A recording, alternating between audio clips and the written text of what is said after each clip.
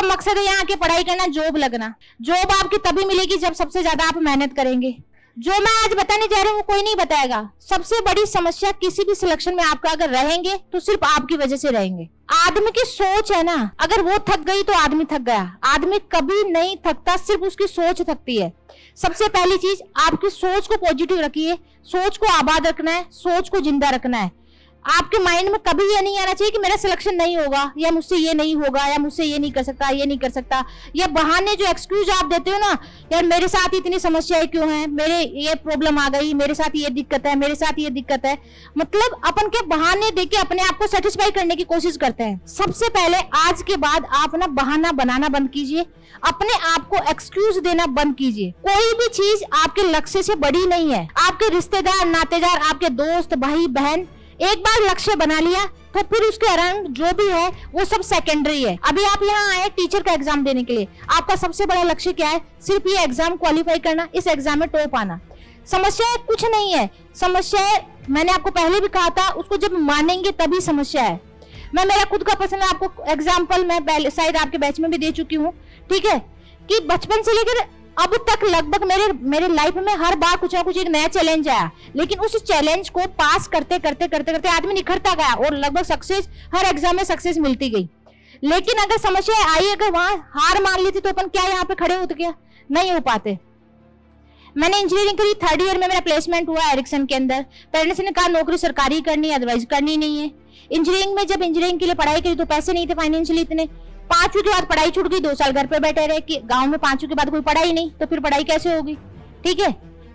बचपन में मेरे जो ब्रदर थे, जब मैं 3 महीने की थी, 3 साल की, तब उन्होंने आंख में तीर मारा तो एक आंख से दिखना बंद हो गया, सिर्फ बचा एक आंख। ठीक है, अब उस एक आंख से उसमें भी -10 का चश्मा, उससे आप पढ़ाई कर रहे हैं। 5वीं के बाद कहा कि गांव में अब कोई नहीं पढ़ रहा तो आपको भी नहीं पढ़ना। फिर 2 साल आप घर के ऊपर बैठे हो, फिर डायरेक्ट आप 8th में जाके एडमिशन ले रहे हो। 8th में फिर ये था कि पढ़ना ही है, एक इसके अलावा मुझे कुछ नहीं आता था। फिर वहां पे जाके मेरी 94% बनी। लेकिन ये था कि आगे स्टडी कैसे कंटिन्यू करें, फाइनेंशियल कंडीशन ठीक नहीं थी। 5 सिस्टर्स थे हम, ब्रदर एक थे, खेती का काम करते थे, फादर बीमार रहते थे। तो फिर मैंने 8वीं से ट्यूशन पढ़ाना शुरू कर दिया। ट्यूशन पढ़ा के जो अर्निंग हुई उससे खुद की पढ़ाई, सिस्टर्स का पढ़ाना कंटिन्यू रहा। 12वीं हो गई कैसे भी चल के, 10वीं में टॉप किया तो स्कूल की फीस फ्री कर दी। फिर 12वीं में स्कूल में टॉप किया तो फिर फीस फ्री हो गई। चलो ये टेंशन दूर होते गए। लेकिन आफ्टर फिर 12वीं के बाद ये था कि अब क्या करना है, अब इंजीनियरिंग करना था। लेकिन इंजीनियरिंग की फीस लगभग लाख रुपए पर मंथ की फीस, वो पे कर पाना मुश्किल हो गया था। फिर उसके लिए लोन लिया, चक्कर काटे। एक 12वीं क्लास में मैंने वो सब कुछ कर लिया था जो शायद आपने अब तक नहीं किया।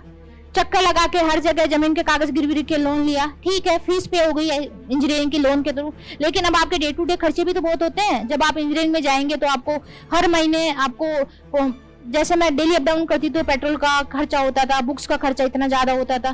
तो फिर वो सब कैसे मैनेज किए? उसके लिए फिर से मैंने मॉर्निंग में सुबह पढ़ाना, शाम को पढ़ाना, दिन में खुद की पढ़ाई करना, ये स्ट्रगल कंटिन्यू रहा। फिर जैसे ग्रेजुएशन करे उसके बाद में एग्जाम की तैयारी करने का टाइम आया तो उधर एरिक्सन में सिलेक्शन हो गया था। तो मैं गवर्नमेंट सेक्टर पे ज्यादा ध्यान नहीं दिया कि ठीक है यार अच्छा कमा रहे तो अब ज्यादा दिक्कत नहीं है।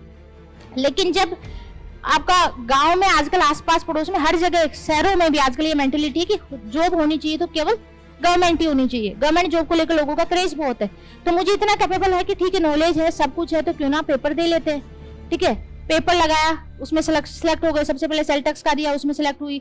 उसके बाद आरएस का दिया, दोनों बार अपन आरएस में सेलेक्ट हुई। तो लगभग एसएससी का दिया, वहां पे सेलेक्ट हो गई।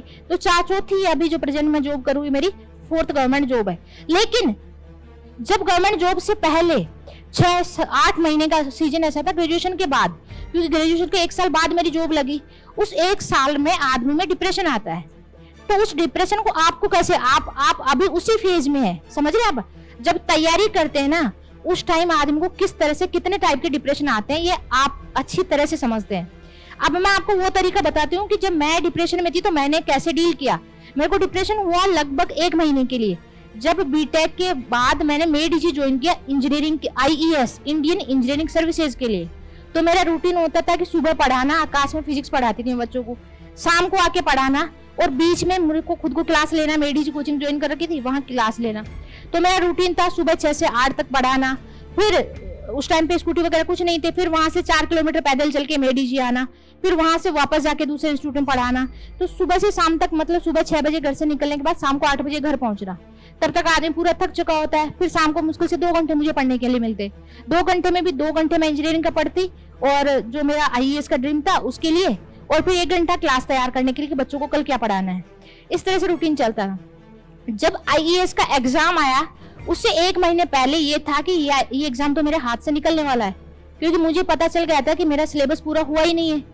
मैंने क्लास में भी कुछ ज्यादा अच्छे से नहीं परफॉर्म कर पाई, और तीसरा उधर से लोन लिया था उसको पे करना है। तो चारों तरफ से आप सिचुएशन में घिर जाते हैं, तो फिर डिप्रेशन आना लाजमी है।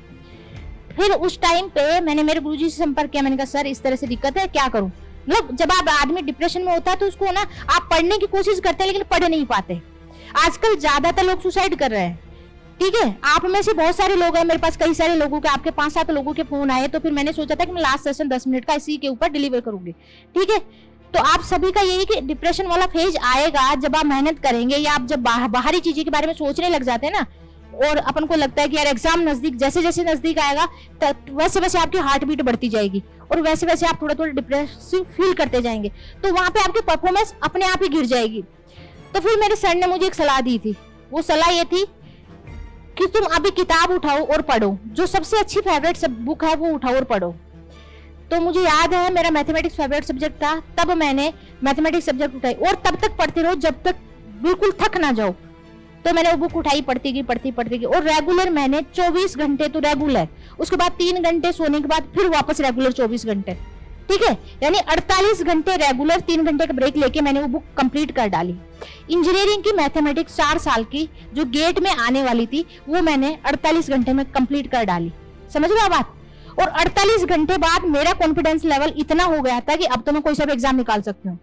उसके बाद मेरा डिप्रेशन अपने आप गायब हो गया था। एक अंदर से आवाज आ गई थी कि यार अपन 24 घंटे में एक बुक कंप्लीट कर सकते हैं, 8 किताबें तो पढ़नी है, मेरे पास तो 1 महीने का टाइम है, इजीली निकाल सकते हैं। समझ में आया। तो वो डिप्रेशन दूर कैसे गया? पढ़ने से गया।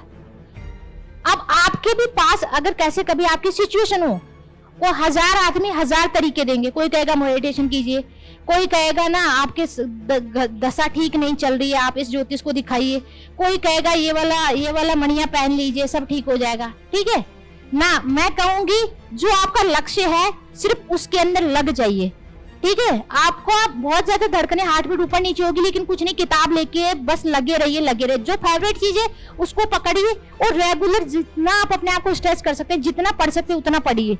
आपका डिप्रेशन, आपकी नेगेटिव सोच, सब कुछ अपने आप दूर हो जाएगी। आजमा के देखना इस कंसेप्ट को। मैंने उस टाइम आजमाया, और उसके बाद जब भी कभी भी ऐसे कुछ थोड़ा सा अपने आप पे डाउट होता ना, या थोड़ा सा डर लगता किसी चीज को, तो फिर मैं पढ़ना शुरू कर देती, फिर बुक उठा के लेके, और फिर आधे घंटे 2-4 दिन पढ़ने के बाद एकदम रिलैक्स फील होते, ऐसा लगता है कि अब कोई ऐसी चीज नहीं है जो अपन नहीं निकाल सकते, अब कोई एग्जाम ऐसा नहीं है। फिर वो मैंने एग्जाम दिया, प्री निकल गया, मेंस निकल गया, फाइनली इंटरव्यू में मेरा सिलेक्शन नहीं हुआ। फिर दूसरे साल की तैयारी करनी थी, लेकिन मुझे ये था कि अब जॉब लगना ज्यादा जरूरी है, तो फिर मैंने SSC वाली जॉब पकड़ ली, ठीक है। फिर जॉब के साथ उधर आए तो लगा कि सब लोग RS में जा रहे हैं, अधिकारी भी पूरे बॉस RS थे, फिर इधर RS की तैयारी में लग गए, ठीक है। उसके बाद फिर कभी फेल नहीं हुए। तो समझ रहे हो आप रीजन। आपके साथ भी अगर कभी डिप्रेशन या इस तरह की कुछ थॉट फील होगी, तो सिर्फ और सिर्फ आपको एक काम करना है, पढ़ाई करनी है। कर्म से कभी जी नहीं चुराना है, जितना पढ़ सकते हो उतना पढ़ना। अगर एक बार आपकी नौकरी लग गई है ना, आप पे ताने देने वाले सब कुछ आपके पीछे पीछे आएंगे। कोई सोच रहा है लड़का, मेरी इतनी एज हो गई, शादी नहीं हो रही, कोई लड़की सोच रही है इसके साथ ये इश्यू है, किसी के साथ 1000 इश्यू है। देखो, इंसान के जीवन में संघर्ष और इश्यू आते रहेंगे, ये आपका मरते दम तक पीछा नहीं छोड़ेंगे। हर आदमी के जीवन में अलग अलग तरह की प्रॉब्लम्स होती है। स्टूडेंट लाइफ की अलग प्रॉब्लम है, मैरिड लाइफ की अलग है, जॉब प्रोफाइल वाले की अलग है। सिचुएशंस है, लाइफ का पार्ट है, लेकिन आप उसको किस तरह से डील करते हैं ये आपकी समझदारी और होशियारी है।